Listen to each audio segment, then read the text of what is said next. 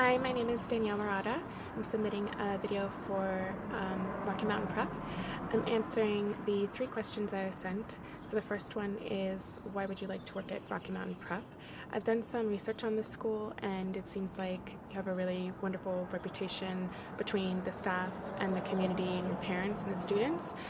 It also seems like a lot of the staff say that they're really well supported. I'm new to teaching, so I'm really looking for a school that will support my professional development and also kind of allow me to explore teaching in different ways. I noticed on your website that the elementary school had a theater program and dance, and that was really wonderful. I studied theater in college, and I think it's a really great way for kids to learn and grow and gain self-esteem. So I'm just kind of looking for a place that I think would be a good fit with my teaching style, as well as allow me to grow professionally. The second question asks about your favorite book.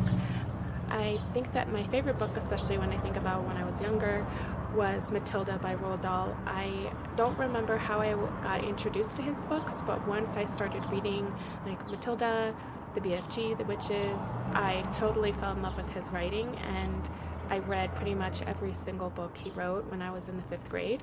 I also had a really unique teacher, probably what I consider to be one of the best teachers I've ever had in 5th grade, because she allowed me to actually read during class, during lessons, and even though it would have been disruptive, or I know that a lot of teachers would have found that to be disrespectful or disruptive during the class, she let me do it anyway because I was able to stay on top of what was happening in the class academically, and it really made me just fall in love with her and love learning, because I realized that I could do more than one thing at one time. I love those books because I felt like they really captured my experience as a kid, that I felt like I was growing and exploring and capable of doing a lot more than what adults maybe thought I was capable of doing. And also the stories always have kids as protagonists that are usually solving a mystery or going through an adventure on their own, and sometimes they're having to convince the adults in their life that the things that they know are true actually are true, and believe them. Is, what is your biggest area of strength and what's your biggest area of growth? I have to say my biggest area of strength is building my relationships with students.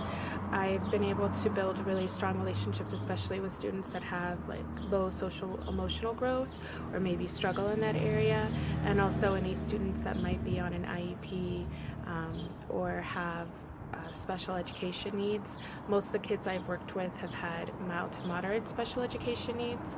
I've really been able to get to know them really well and build strong relationships to encourage them to push themselves, to strive and try and do their best. I've noticed that also over time, that as our relationship grows and gets stronger, that they actually have fewer issues or problems in school. They're able to build stronger relationships with other friends and people in their own class, and that usually talking to me, I can help them express their feelings or emotions and move on, so that they can reintegrate in what's happening in the class and focus on what they need to get done, instead of going into a black hole of emotion where they can end up getting really upset. So kind of having this extra emotional support really helps the students to thrive.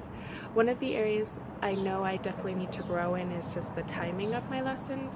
I tend to spend a lot of time on making sure that the students understand basic concepts before they move into an activity. I really want to make sure they have the support and know what they're doing.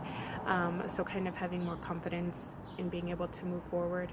And I'd love to be able to work at a school that also allows you to accomplish learning goals or SLOs through projects, instead of always having one-day lessons or more traditional lesson planning.